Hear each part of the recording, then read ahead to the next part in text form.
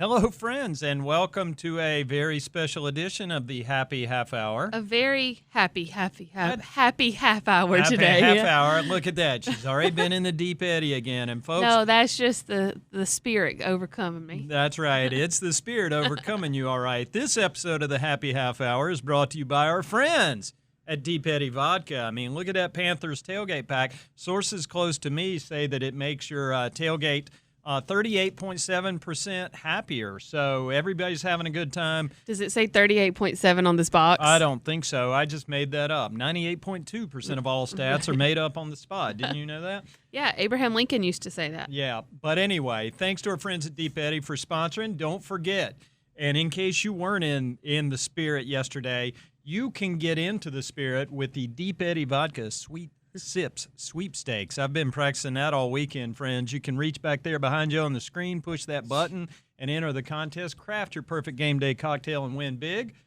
You can enter between September 15th and October 26th for a chance to win 2 tickets to the Deep Eddy Vodka Suite for the Panthers-Saints game on November 2nd. The ultimate Sounds like experience. a good time. Yeah, that's going to be a good time. I can't wait to hear about that, what happens in there. So it's going to be a good time. Thanks to our friends at Deep Eddy for sponsoring that. And everybody was in a good time. Yeah, that's right. Everybody was having it. Everybody felt it yesterday. What a win. What a performance. A win is a win is a win. And so you'll take them any way you can get them. But that was a dominating performance. With a 30-0 win over the Falcons. I mean, you get a win at home in your home opener. Mm-hmm. You get a win in your first divisional game of the year. Yep. You get the first shutout that you've had since 2020. First shutout in the NFL this season through 47 games, not counting 48 will be after tonight. And something tells me between the Ravens and who are they playing, the Lions, that somebody's going to score. Yeah, somebody's going to score tonight, and it's going to be a streak. So, and I think the biggest margin of victory since 2015. Right. And so a lot of history, a lot to look at. But when you go back just to the game, or to quote Dave Canales or paraphrase Dave Canales, when we go back to us and we come back to the tape and you go just to the game, still a very good performance.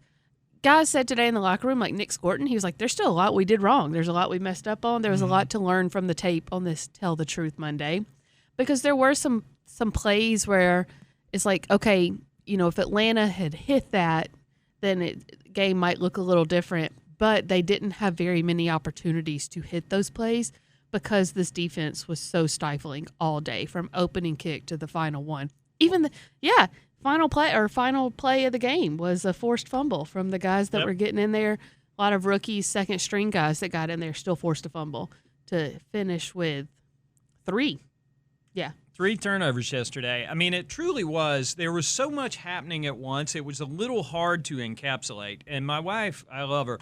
I get home last night, and she said, how did that happen? Yeah. And Communication, good tackling. And I was like, it was actually just kind of normal. They didn't turn the ball over. They played really good defense and special teams, and that's what happens when you do those 3 things. And she kind of looked at me like, no, really, what happened? And I was like, no, that was pretty much it. I mean, one of the things I kept going back to last night in processing that one as you're kind of going through it in real time after a game, Dave Canales said the word normal after the game. He said, when we get back to our normal football, and I think because we haven't experienced that quote-unquote normal in a minute, that you almost think, okay, well, that doesn't mean anything at all, but normal football is a good thing. Yeah. Normal football where you take care of the ball, normal football where when you're a running team and you get enough run attempts because you're not in big deficits or anything like that, when you can play the kind of football you normally want to play, when you play field position when you need to. I mean, when Dave Canales said something very close to John Fox's famous, a punt is not a bad play, I was like, woohoo, he almost did it. Because people made fun of that at the time, but the Carolina Panthers also had a lot of success playing football that way for a long time. So just hearing someone acknowledge that field position football, that taking care of the ball, that playing good defense and special teams, that was in the box that we call normal, I celebrate that. Especially when you've got a special teams unit that can make a team pay for taking a punt. Like if you're punting, this is a coverage unit that at least through 3 games has shown itself very capable of with Sam Martin pinning teams deep and a coverage unit that's keeping teams from having too good of a return. And then you trust your defense, which the last 6 quarters, save one drive, they have honored that trust very much. Yeah. You know, Will Muschamp used to say all the time, going back to just kind of playing normal football and the turnover margin. Will Muschamp, when I used to cover him, said all the time, if you show me 2 stats, if you only show me 2 stats from a game, I can tell you who won that game: the turnover margin and the time of possession. And Panthers won both of those margins yesterday. They were in the turnover margin 3-1.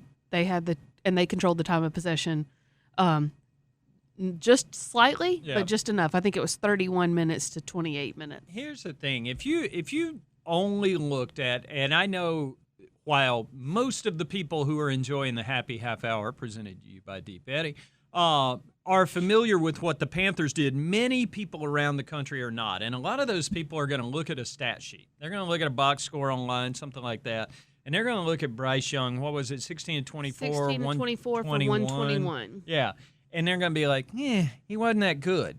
Bryce Young did exactly what Bryce Young needed to do. Right. Bryce Young was efficient. He did not turn the ball over a couple times like he did in Arizona to put him in a big hole.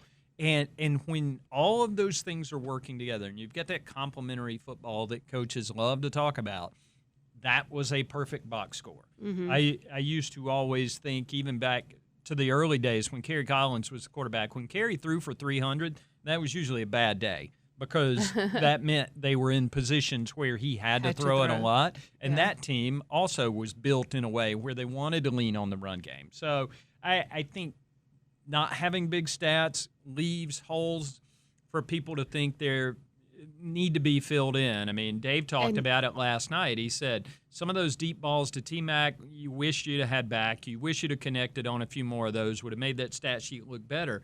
But, man, that stat sheet showed me a team that was playing effective football from start to finish. I mean, 3 of Bryce's drives started on the Atlanta side of the field. Mm-hmm. So it's not like he had to throw a bunch of yards to kind of get downfield. The field position was already flipped for them because of the defense. Right. And we'd tell you all about the Falcons' red zone stats, except they didn't have any. They didn't have one. They didn't cross the 31-yard line. Yeah. That's was incredible. That was one of the amazing things. I mean, and it truly, when you try to put a game like that in perspective, you start looking back at the last time things happened when. Last shutout was here in this building in 2020 against the Detroit Lions. I think it was a week and a half before Matt Patricia got fired. P.J. Walker quarterbacked the team that day, threw a couple of interceptions. It was a fairly ugly game. If the Lions hadn't been so bad, they wouldn't have shut out anybody that day. But the Lions certainly did their part in that. This was just kind of beating a team down. Mm-hmm. And I've had a number of people throughout the building, not just in the locker room, but downstairs, executive office, stuff like that, people be like, it's been a minute since we've seen one of those. Mm-hmm. And that felt good for a lot of people, not just on the football team, but all around the offices. Everybody's having a good time today. And it's something that everybody needed because you can talk about process, but until you see that payoff every now and then, it starts to ring hollow at a certain point. And we've seen that before when processes lasted too long without there ever being payoff. But there were things that happened in that game yesterday to make you think this would be sustainable. Yeah. And, a lot of guys and I'll give credit, a lot of guys said last week, we turned a corner in the second half of that Arizona game. Mm-hmm. And it's easy to go, okay, sure, Bob, because it still was a loss, and it's very early in the season. And we do need to, just kind of take everything with a grain of salt because it is still week 3. Mm-hmm. But they felt confident coming out of Arizona that they found something in the second half of that game that could be, to your point, to your words, sustainable. Yep.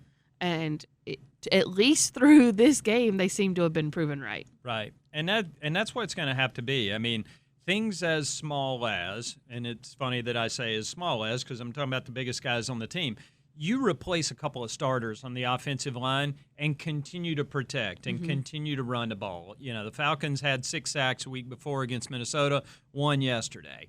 And I think that was on a scramble. And ran for 110. The Panthers had that kind of volume running that is sustainable when you get that many carries. It almost doesn't matter how many yards you're rushing for, because if you've got 30 attempts, things are good. Yeah. I Which love I think that. they ended up with, let's see, Chuba had 17, Rico had 10, Bryce had 2. There you go. And so that's 29. There you go. Technically, Andy had 1, which would bring it to 30, but the Andy's was the kneel down victory. Right. So. And we may need to consult with J.J. Jansen and some of the judges at the Kangaroo Court. I think Andy might be a little sensitive about that, because Andy now has negative fantasy points for the week. So, I have seen somebody lose a fantasy game on the kneel down victory formation. I gotta research Andy Dalton's career rushing numbers and just find out exactly how many of those are -1 kneel downs. But you know what? I get the feeling, while Andy may be sensitive about his fantasy point yield this week, I think he'll take that. Yeah. I think if you're Andy Dalton, you get in the game and your job is to take the last snap for a loss. I think just based on his reaction, I think Andy's okay with that. Last snap for a win. That's right. Yeah. That was a test. We called What it. did I say? Last snap for a loss. You know what I meant. These things happen. All kind of stuff, though. I mean, when I think about what happened yesterday, I mean, it began with the defense and special teams for me. For sure. And when you see Ryan Fitzgerald, rookie kicker, and I got that name right, that was the test. When Ryan Fitzgerald hits a 57-yard bomb early in that game, which tied the second longest field goal in Panthers history, with Zane Gonzalez trailing only the 63-yarder by Graham Gano in the that was the game winner against the Giants in 18. And Graham Gano is now the kicker 18. for the Giants. That's right. But Ryan has done a good job. He's 5 of 5 on field goals so far. All you could ask for. And the thing Dave Canales kept talking about was the way he pinned them back on kickoffs. Those kickoffs were so impressive. Right. Here's a secret about NFL football I don't know if a lot of you people are familiar with. Footballs are pointy on either end, and that makes them bounce funny when they hit the ground. And so if you make it harder on a team to collect the ball and then try to do something with it, you're already at an advantage. And having Ryan Fitzgerald, who never had to do this in college, this was not part of his practice when he was at Florida State, to learn this new skill and to be proficient at it in a way. They kicked off 7 times. The Falcons' average drive start on those 7 kickoffs was inside the 20. And with the way the rules are written, that's practically impossible because, a touchback under normal circumstances gets you out to the 35. But they had a couple of those that bounced in the landing zone and then into the end zone that were getting placed at the 20. And they didn't even get that far a couple times. So those guys did a great job. I mean, Fitzgerald, with the kick, and then all those dudes on the coverage unit. Your Bam Martin Scotts of the world, your Claudin Charleses of the world, your Caleb Evanses of the world, who aren't part of the names that a lot of people associate with this thing on a regular basis, were doing a job yesterday. What are we going to call this kick? I think Raheem Morris called it a knuckleball. I called it like a little dribbler yesterday. What are we calling it? I'm just saying it works. Successful. That's what we're calling it. Successful. Matt, should we put up a poll on what people should name this little dribbler of a kick? Maybe so. We'll let the fans name it. Matt's not partaking in our shenanigans today. He's staying safely back over there behind the monitor, and he's like, you guys go ahead and sink if you want to, not me. But it's working. And again, that special team stuff is great on its own, but when it's working together with a defense that's creating turnovers, I mean, from the Shaw Smith-Wade pick 6, Mike gave up a pick 6. He did. Let's be honest with you. I asked Nick Scorton about this today because Nick Scorton was his blocker on that play and he blocked for him. And I was like, Nick, what did you think when you turned around and realized he wasn't there anymore? And he was like, he said, somebody kept saying that I missed a block. And I was like, I promise you didn't miss the block. That was all Mike. And Mike told us yesterday, he was like, if I had scored, we'd have had to go right back out there, which that drive was already an 11-play drive when Mike picked it. And he's like, if I had scored, we'd had to go right back out there. I figure let the offense score. We'll go get some Gatorade. That's right. Because at that point, the game was pretty much, that sealed the game. I love Mike being a team player in that situation. Yeah. And, but Nick said that he thought he had him blocked for him, and then he turns around and he sees Mike going in circles. And he's like, I think he just wanted to do his dance because Mike did the Dirty Bird dance in celebration. He's like, I think he just wanted to do his dance, and he needed to stop right there to do it. Yeah. If you're too tired to dance at the end of that, what good is it, really? Right, exactly. So, what was the point of it all? oh, man. But, yeah, good day for the Carolina Panthers. You know what else was cool? And a lot of people talked about this after the fact. Players and coaches both talked about the crowd here at Bank of America Stadium. It was great yesterday. I mean, when you go into a home opener, you never know quite what to expect. Right. I mean, and especially when a team's 0-2. We've seen situations where, you know, the locals are a little unsure about what they're going to see, but people were here early.